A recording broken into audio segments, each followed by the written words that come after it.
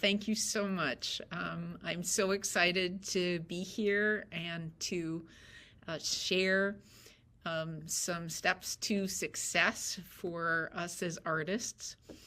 Um, and I just want to put in another plug to please, if you can, it's really helpful if you can turn on your camera so we can have a little bit more interaction and dialogue.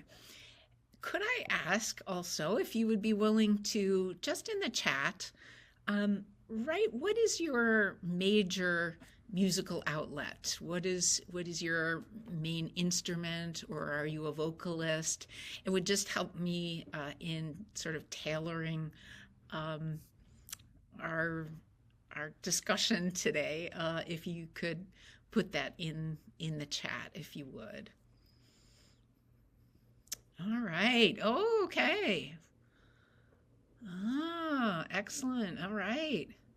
Clarinet, viola, flute. Okay, thank you. That's very helpful. All right, alto sax. Beautiful. Okay. Thank you so much. So I would like to share with you some ideas.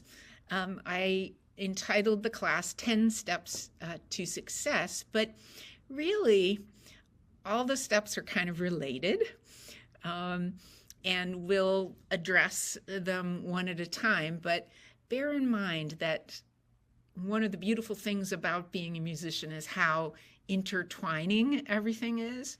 And so as we grow our artistry, that becomes more and more apparent, I think. So let's dive in, and by all means, if you have any questions as we're going along, please type them in the chat, and then we'll leave a little time at the end for some questions as well. But yeah, you don't feel at all shy to chime in. So I do have a few slides here to kind of illustrate the points that I would like to talk about. So let me pull those up and we can go through them.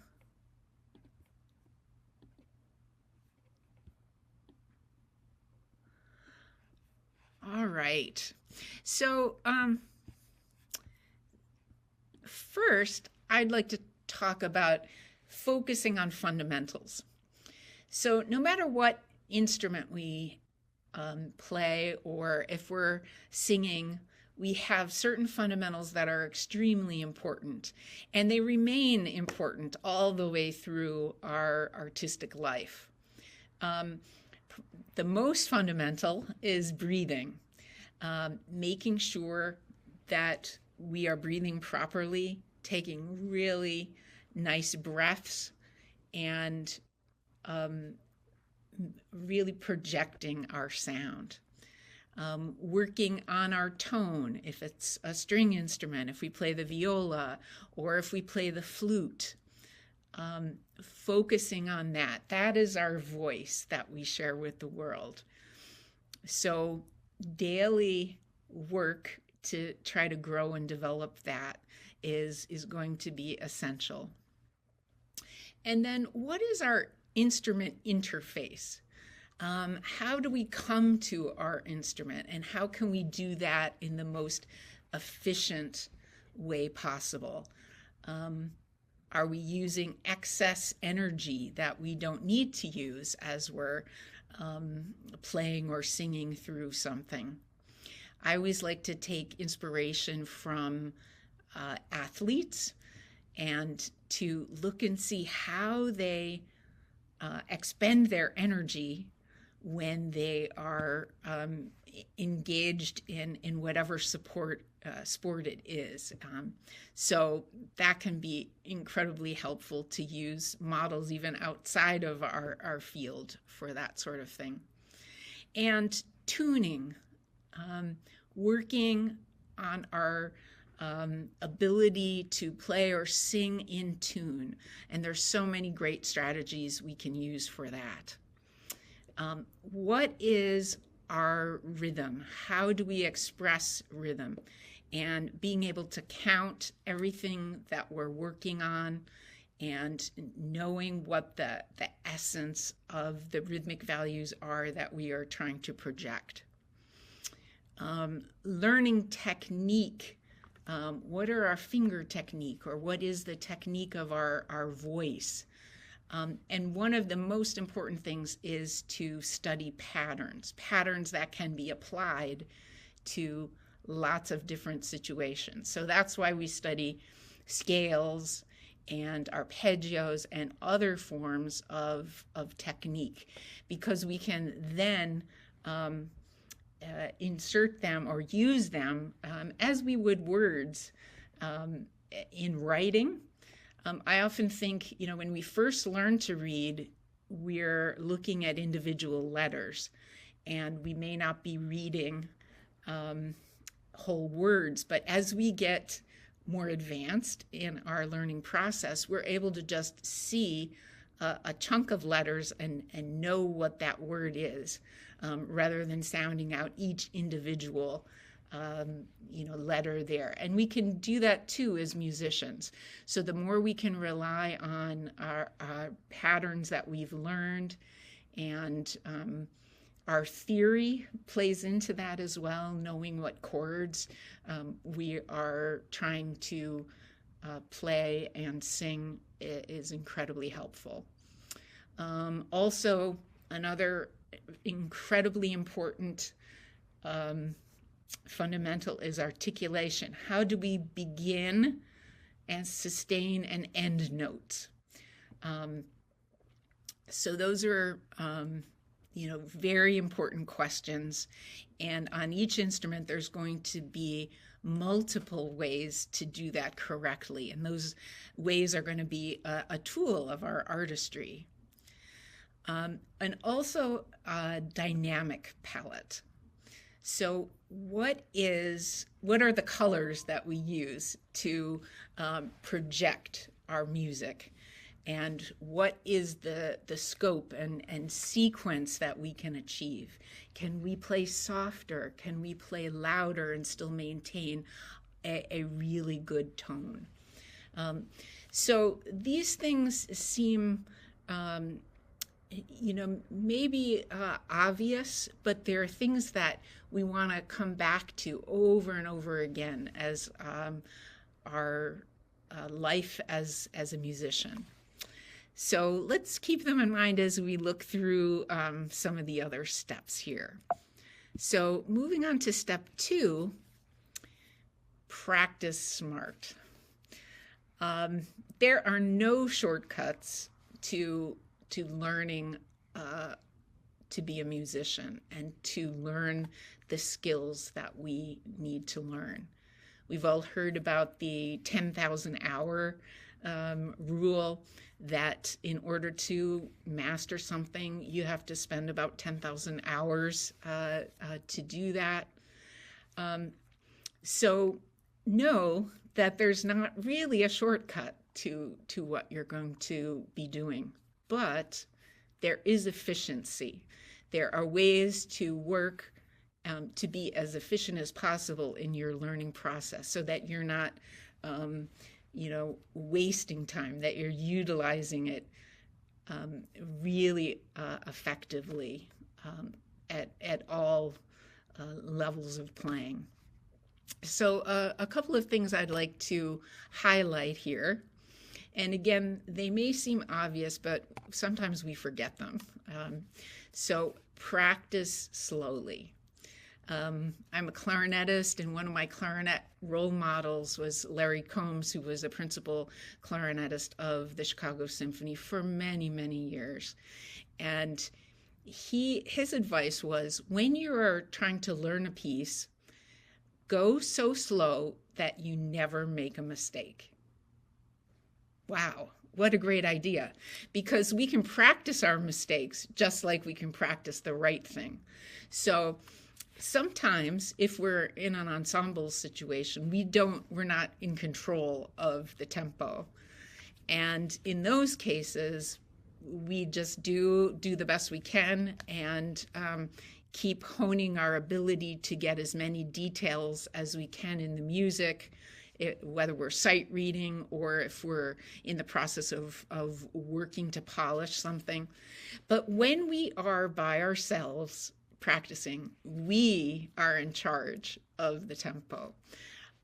So we can choose the tempo that's right for us and that is the most effective and the most efficient. So go slowly, and I would say enjoy the slow practice. I tried to play things so that it sounds legitimate at the slow tempo. Like, do everything I can to make it musical when I am practicing slowly. So that's first on the list. Practice in chunks, okay? Do little segments and go right to the ones that you find most challenging, and then reward yourself later with the ones that are easier and that you feel more comfortable with in playing. Work from that's related to the out of order practice, which is start in different spots of the piece. We often start at the beginning and we'll play through, and then when we make a mistake, let me start over again and try from the beginning. And so we get lots of practice oftentimes with the beginning sections. But start in the last measure so that you know that you can play the part that you're going to be playing when maybe you're the most fatigued. And then add a measure back each time so that when you get to the end, you just feel so comfortable with that material as well. Or start in the middle of the piece. Break it down into logical sections and then glue those sections together when you're practicing. Practice with a metronome, certainly. This is my true friend right here. And you probably have an app on your phone. A great one is Tonal Energy. You can do all sorts of amazing things with that app. So I would highly recommend 90% of your practice time be with a metronome. And if you don't like playing with the metronome, kindly ask yourself why that is. And the most common answer is because I can't stay with it. And it can distract me. But you need to get used to that. So keep slowing it down until you feel really comfortable playing with the metronome. And so another way to practice smart is use a mirror. It's great to be able to see exactly what you're doing. So practice in a mirror, I can see my hand position it, and it tells me what is going to be the most efficient. If I'm playing a string instrument, what is my finger shape? What is the shape of my bow hand? If I'm playing the flute, I can see so much about my interface with the instrument and what my hand position is. And playing fast and having great technique is all about, not all about, but largely about how the quality of your movements. If you're practicing in front of a mirror, you can see if you have excess tension, again, that you don't need. I remember a few years ago, I was taking some Alexander technique lessons, which has to do with body movements and body usage and that sort of thing. And I realized that in some of my activities of daily living, I was just using way too much energy. I didn't need to use that much energy. And that's one thing that I find really great about being a musician, is we're not supposed to try harder than necessary. We just try exactly the right amount. Okay, so it's detrimental to try too much, and it's detrimental to try too little. So we have to keep trying that, find that sweet spot, that kind of Goldilocks spot where we're expending the right energy in the right way. And that takes oftentimes the help of a teacher, but also takes some analysis on our own as musicians and as developing artists. So, and I want to talk now about the last one on the list here, work with altered rhythms. So this is one of my favorite strategies, and you may be familiar with this. So let me just explain a tiny bit. And I have a slide especially for this one. So altered rhythm practice is kind of a mystical thing in a way. Your goal is to practice technical spots and even out runs and develop fast fingers by purposely playing them unevenly or playing them in a different rhythm. That would be more correct to say. So you take the rhythm that's there and you change it in order to help you. So kind of there's so many possibilities for creativity when practicing with altered rhythms. But I have this little example up on the screen that I hope you can see. This is from the most famous clarinet piece in the world. This is Mozart's Clarinet Concerto, K622. And this is a part that's kind of near the end of the exposition of that piece, and it's perfect for using these altered rhythms. So I'm going to give you a little demonstration of what I'm talking about. I'll use my metronome. And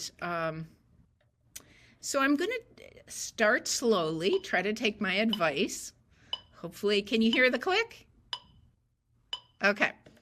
So you can see that they're just straight eighth notes here where the star, or sorry, 16th notes where the star is. And I'm going to apply some of these different rhythms that I have listed down at the bottom to that written even rhythm.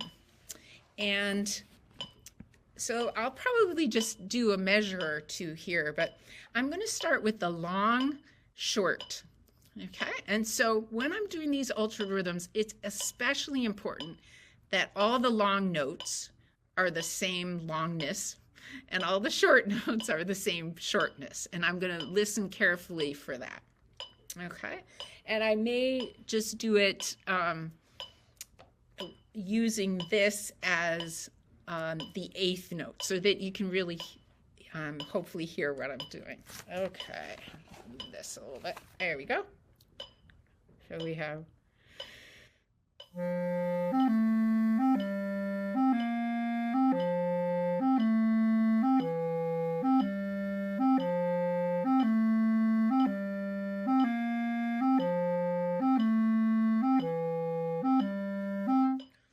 okay, so right there, as I was doing that, I'm identifying too that there's some patterns here, right? These are arpeggiated patterns, sometimes called Alberti patterns, but I'm honing in on those, and I was really trying to make the long notes exactly the same length and then the short notes the same.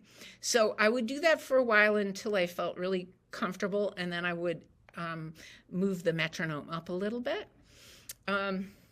This reminds me of a tiny little anecdote that I'll share with you really quickly. When I was a student working on my master's degree at Yale University, I lived in a dormitory with a lot of other music students. And one night about between 11 and 12 at night after I'd been studying, I came down to the lounge on the bottom floor where there were some video game machines. And I found one of my friends practicing or playing video games, and he's like, "Oh, I just love this almost as much as practicing. It's just practicing is like a game." And it's really true. If we have the right mindset, and we're trying to level up our playing, we can really enjoy the process of practicing. So let me go now to another rhythm here, the short long. This one's harder for most people than the long short, and it's important to make sure that you are playing the short note on the beat. It's easy to displace it so that the short note comes off the beat, but you want to play it right with the click. So an example of that would be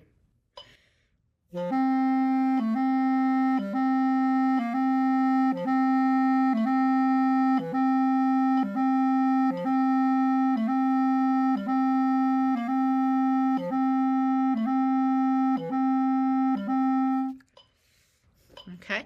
So hopefully I did that pretty well, and you could hear that the short notes were the same length all the way through. Now, if I'm practicing this and I come up with a little glitch, I know that that's probably a place where I'm going to have to go extra and work on that extra and try to get it exactly uniform as I'm going through there.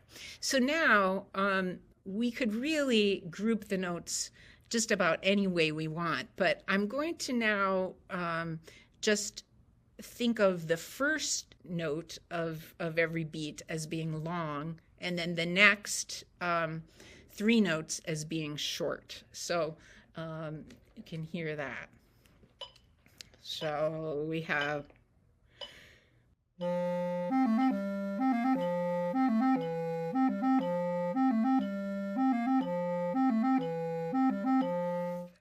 okay, and then move where the long note is. Now, if I make the second note long and all the other notes short. So what I typically do before I do this is I put my eye on what all the second notes are, just to kind of point them out. So I've got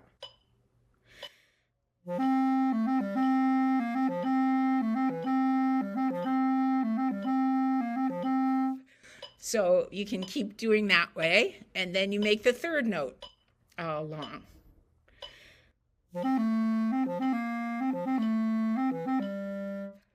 Okay, and so forth and so on. And then you could even group, think of groups of three notes, long, short, short, and so forth.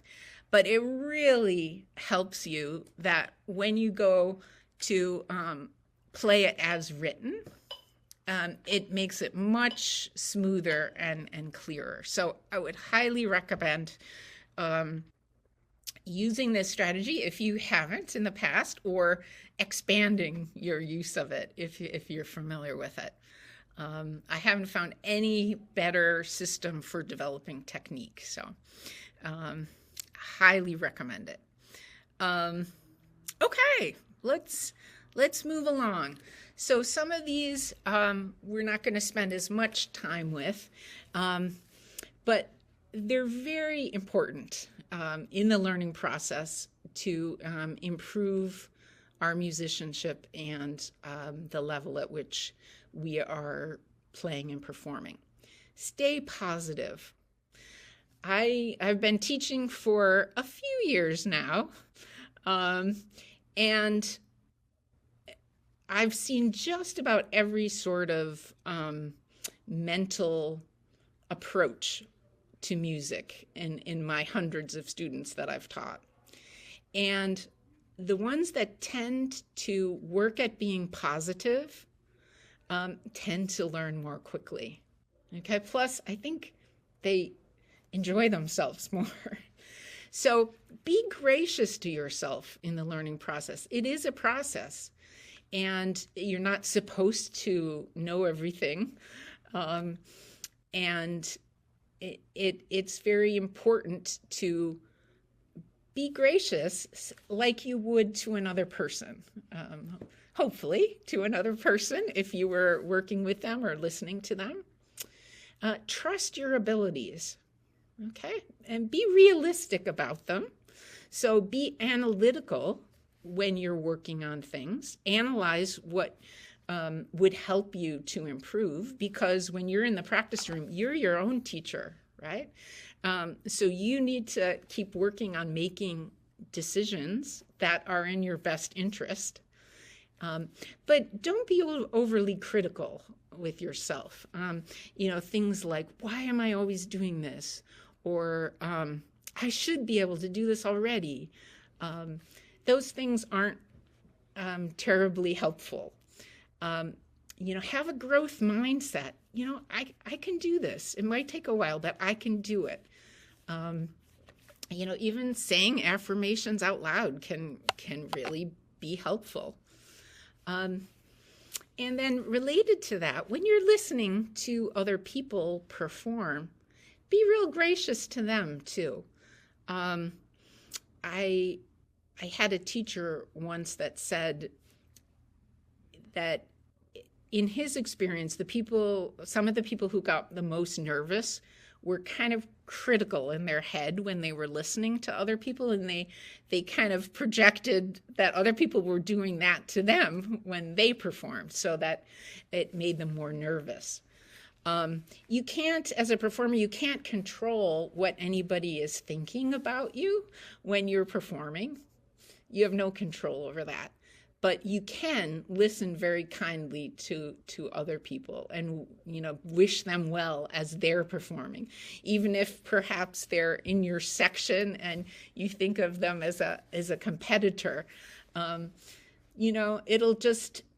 It'll be better for you internally if you wish everybody well.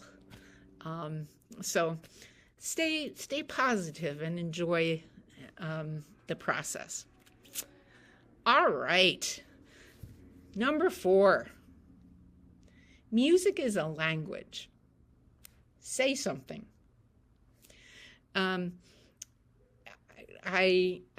Please forgive me if I share one of my pet peeves after saying trying to stay positive, but I'll have students that come in and they just play very softly all the time.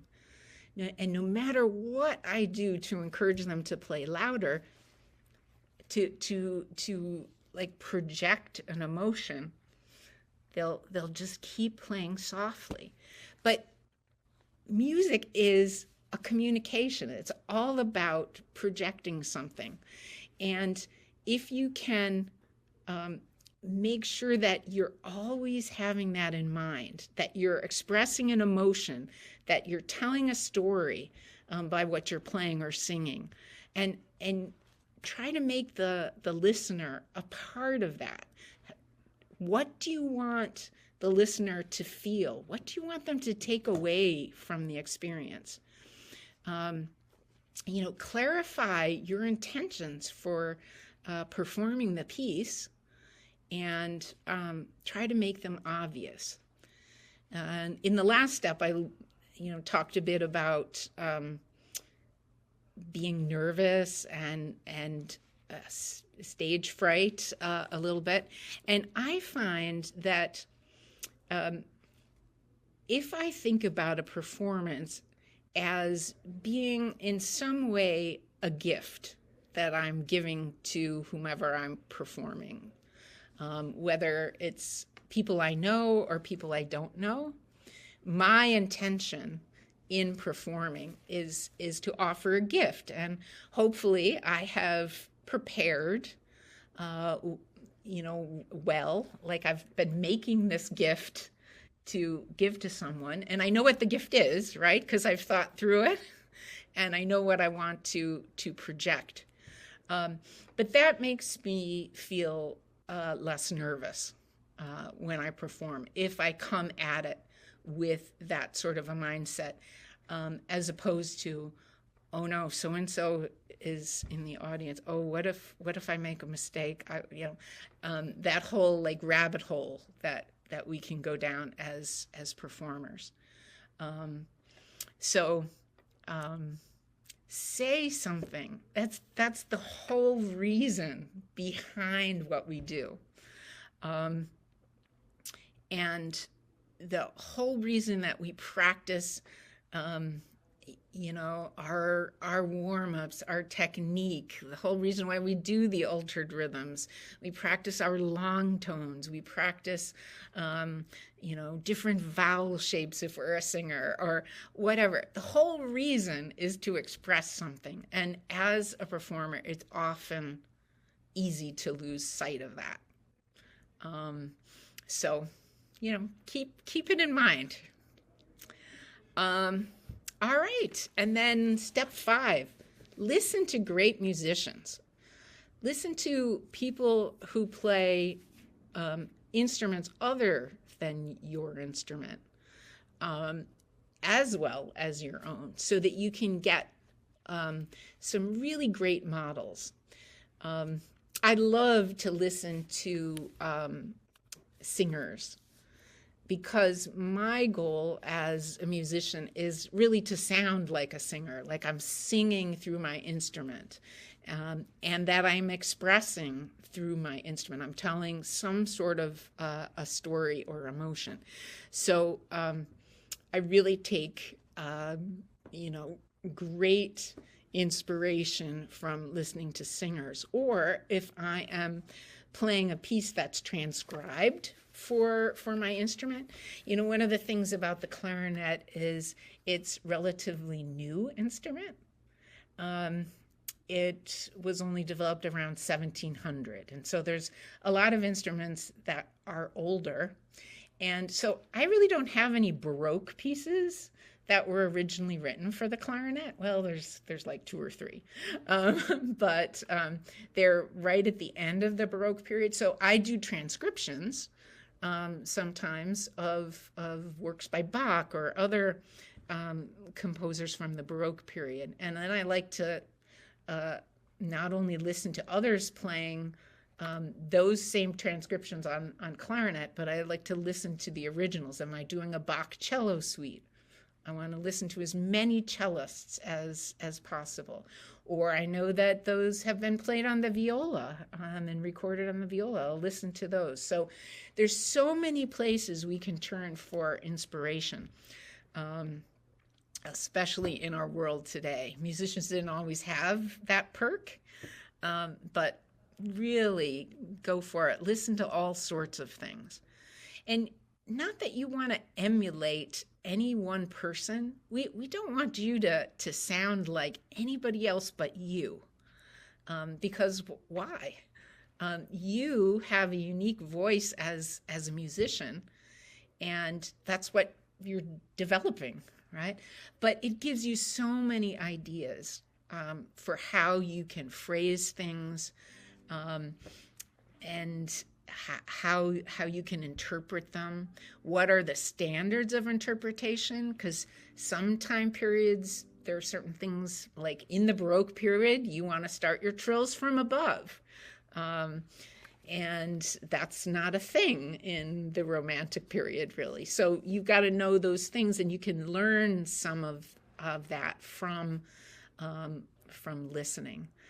And you develop your own image in your head of what your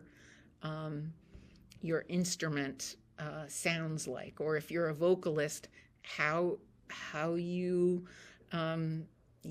should pronounce the vowels. What is diction, and how are words conveyed when you're singing, and in English and in other languages. So it's a huge tool for creativity. So going on to step 6, practice performing. Okay? play as much as you can for a friendly audience. Get one or two friends or family members. Some of us don't always like to perform for our family, for sometimes for good reasons, but somebody that you really trust to be a supportive listener, and just play as much as you can, because performance needs to be practiced. And perform for yourself by recording yourself. Before a performance, I do a lot of recording, because I have found over the years that when I play, I might have a conception in my mind that I've developed from a recording or played myself. And when I record myself, I find that it's not exactly projecting. Okay, maybe I need my articulation to be a little bit different. I need it to be shorter, crisper.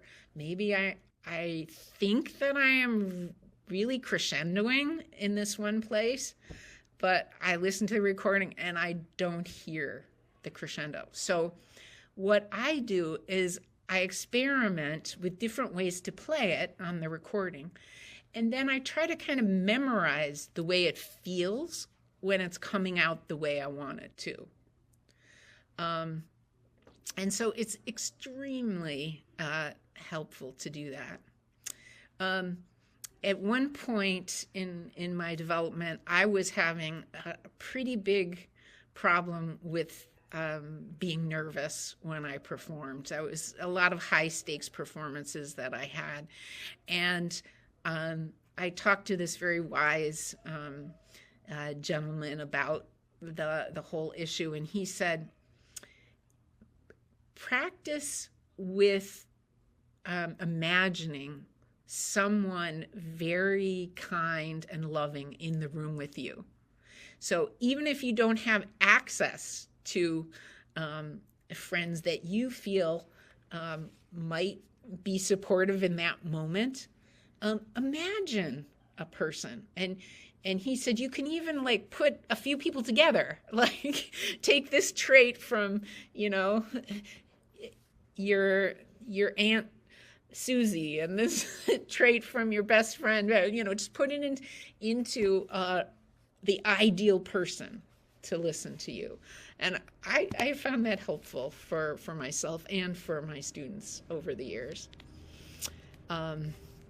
So do practice performing. Yeah, it takes courage and grit, but do it as much as possible. You'll really benefit. Okay, on to step 7. If you hit a wall or you don't know what to do, ask for help. Sometimes we are very reticent to reach out and ask for help because we feel inadequate in some way. But there are people out there that would really love to assist you, people that have experience and expertise that they would really love to share. So whether it be a teacher, some sort of mentor, even in a book, there's some wonderful books about performing and about developing musicality and just developing the artistic spirit. Just wonderful resources. But don't be afraid to ask for help. I must say that in my career as a teacher, this is something I noticed that's happening more and more in my students. They're more and more afraid to ask for help or to be wrong about something. And if I could wish something for them, I would wish that they could get over that. Because we're all wrong. And making a mistake is oftentimes every bit as much of a teacher as just being right. Okay? And so don't be afraid to be wrong or to ask questions. It can really accelerate your progress. All right. Step 8, take care of your instruments. Most of us have a physical instrument, right?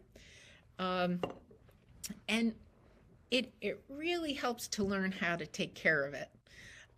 So again, online resources, any teacher, a private teacher or school teacher that you have, if you have any questions, you want to try to maintain the instrument as best as possible, because that is going to allow you to really take off. So it's like if you're driving a car and it's falling apart and you need new tires, and it's just not, you're not going to be able to drive as well. You probably won't be able to go as fast. So do whatever you can to take care of it. With instruments, especially wooden instruments, of course, it often means being careful about the temperature that you're storing the instrument in, or playing it in. You want to avoid, extremes of cold or heat, or even extremes of humidity typically. So just do whatever you can. Make sure that you do get a tune-up for your instrument from time to time. It seems to kind of go without saying in a way, but oftentimes if we have an issue, we don't always think about, oh, well, maybe if this was adjusted or tweaked, it would make it easier for me to accelerate my progress. So not only do we have an instrument here, but we have our bodies are our instruments as well, and particularly, of course, for singers. So make sure that you do what you can to keep your body in good shape. Musicians are athletes, absolutely. We do a lot of similar things to what athletes do, and sometimes we're called small muscle athletes. So we might not be doing these huge grand gestures, but we are doing very intricate things with our instrument. So remember the place of eating well, sleeping well, exercising well, because that is your instrument as well. Okay, and then going to step 9. And I said at the beginning that these are all related, and we're sort of kind of coming back to various things. But I mentioned practicing performing, and then I definitely wanted to say perform. Actual performance for people, for feedback, anything you can do. So you see those, I hope you recognize those are repeat signs around the perform. So just do it as much as you can. It does get easier the more you do it. Most musicians always retain a degree of nervousness, and that's good because it means that they care about what they're doing. But it does get less and less nerve-wracking the more you do it. So seize every opportunity that you can to perform. Solo and ensemble festivals through your school, any sort of community events, religious services. I find that that's a really good way to, I don't know, I feel less nervous when I perform for religious service because it allows me to tap into that performing as a gift even a little bit more than some other sort of venues for performing. Talent shows, family gatherings, just all of those things. You can try to make, set up a recital, for yourself and your friends. Make your own opportunities as well. And just remember that professionals seldom perform a piece just once. They often live with a piece over the whole course of their life. So that Mozart concerto, little excerpt I played earlier, I first played it when I was 15. That's the first time I performed it, and have played and taught it many, many times. And you learn so much when you do repeat performances of things, and you're able to take it to another level. Oftentimes you just have insights about the piece. You know, you've played it already 15 times, but you learn something new every time, and it's incredibly valuable. So keep seizing every opportunity to perform. And so lastly, make sure you enjoy it, okay? Enjoy the process. Life is short. Enjoy the ride any way you can. And it's kind of up to us. And I realize this. I say it to myself every bit as much as to everybody else. That my practicing and my music making, a lot of it goes on in here, and I can control a lot that's going on in here. And it's so important to try to take pleasure in the actual process of doing it. And I find that, you know, if I go for too many days without like doing my scale practice, I feel somehow depleted or cheated because I so enjoy doing it now. So try to learn that love of doing the process of it. And remember that, you know, it's the small steps in the right direction over time that really add up to, you know, incredible progress. And, you know, even take a moment to step back and think, you know, how long have you been playing, and what you know, what was it like in the early stages, and how have you grown, and what do you want to continue to grow and develop? So it's absolutely incredible to be a musician and an artist, and it's an incredibly wonderful way of life. It gets more and more challenging, I think, because it's not an instant thing. It takes time, but totally worth it. Totally worth it. So I would love to try to answer some questions. So please ask.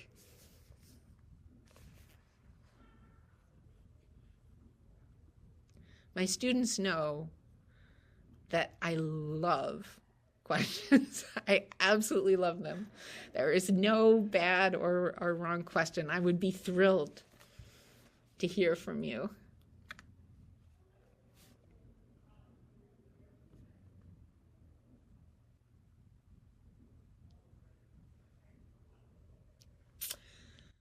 Okay. How often to practice and how long? Great question.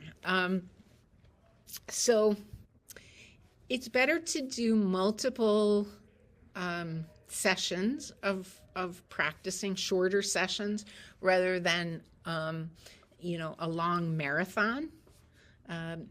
Again, think about if you were training to run a 5K race, right? It would be best for you to, you know, run a bit on a very regular basis, rather than, once a week running a longer distance. So the same is definitely true for us as musicians.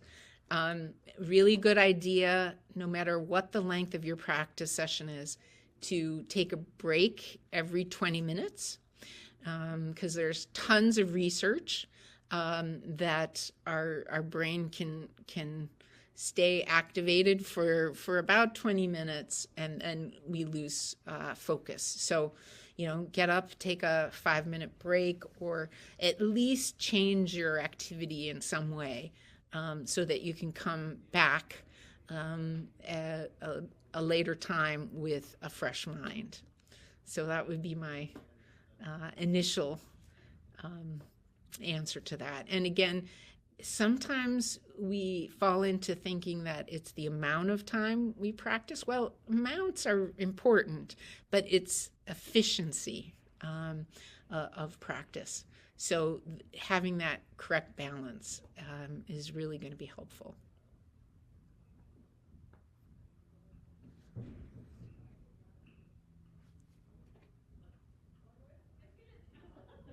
No other questions?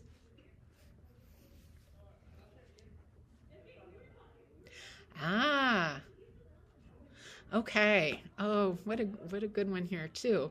What is my favorite method for teaching beginning clarinets to work over the break? So, one of the most important things about going over the break, so for those who aren't familiar with the clarinet, we have different registers. The clarinet is kind of unique. It doesn't have regular octaves. It overblows at an octave plus a fifth, and it can be kind of a challenging thing. So one of the most important things is to stress the hand position. So if I have a good hand position, in the left hand in particular, it's a position where my fingers are at a 45-degree angle to the instrument. They're a tiny bit curved, okay? But most of the curve happens in the middle joint, and so that the fingertips can sink down into the holes, okay? And then I have my first finger is curved and it's angled, and it actually touches this key even when it's not pressing it down. Okay. If I develop a hand position that's good like that, and that I can have my fingers hover over the keys even when they're not being pressed down, it's going to be so much easier. A lot of times what happens is students do this, their fingers are out straight, and they play this A key like this, and then they have to cover all the holes and at the same time to go over the break. And that's why it's hard, because their fingers are so far away from where they need to be. So if I can play like an A like this, I'm pressing down the A key, hovering my thumb in the back, and if I have that position, I've got a much better shot of being able to go over the break. And a couple other suggestions. Do some mid-range notes in the low register. So maybe a C or a B flat, and then just have them work the register key. Okay, so that they get used to the feeling of going between the registers, making sure their thumb does not slide up and down. It's just in that position where, whether they're just covering the hole or if they have the register key down, that they don't have to slide the thumb. And just do some register changes like that, slurred. That can help. And then once they get the upper register to come out, then I would have them go down across the break. It's very effective to work on proficiency going down over the break. So doing little snippets of scales downward really smoothly, and then coming back up So work it from above, and then it'll be easier to go up. I hope that makes sense.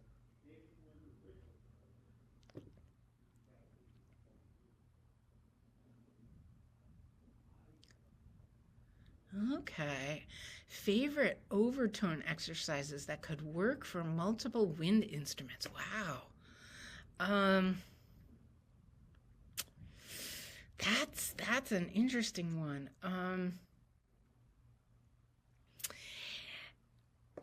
I have some that I work with on the clarinet, but I rightly don't know if they would work so well on other instruments. I think maybe not because of the unique acoustics of the clarinet, but it is possible to play overtones on the clarinet without um, uh, changing the fingering. So I'll do it real quick. So here.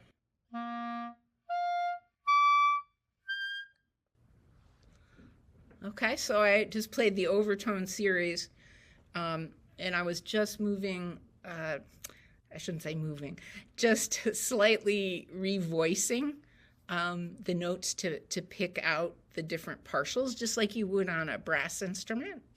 Um, and I honestly, I don't know how well that would work on like other wind instruments. I think it would work pretty similarly on the flute, but I'm not really certain about, say, the oboe or bassoon. So thank you for that question, and that's definitely something I would like to learn more about. Dr. Campbell, it looks like that there's another question in the chat regarding um, how and if it could be mutually beneficial for a vocalist to learn a wind instrument or a wind player to study voice. Oh my goodness, you people have great questions. Absolutely. Um, it's extremely helpful, it, you know, to engage in the other exercises, and to learn, for instrumentalists to learn how to sing. Oh my gosh, yes. That's one of what we like to think of our uniquenesses here at Vandercook College. We have a real emphasis on our teachers in training learn all of 19 instruments and voice. And they sing in the choir, even if they're band majors or orchestra majors. And we have our curriculum set up like that because we think it's so important to be a well-rounded musician. And I went to a college where there were a lot of singers that played instruments and vice versa. And I was able to be in the choir, and it just really helped me a lot, because I do like to sing through my instrument. And I would highly recommend, finding a reputable teacher to help you through that, exploring another avenue for your music making.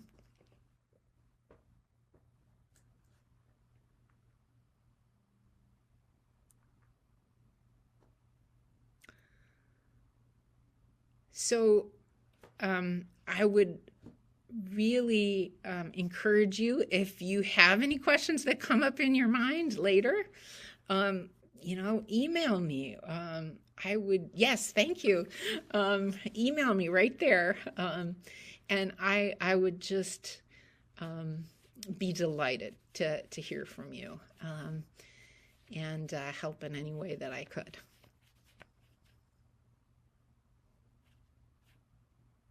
Well, at this point, everyone, we thank you so very much for joining us with Dr. Campbell, 10 Steps to Success, Strategies Any Musician Can Use to Level Up.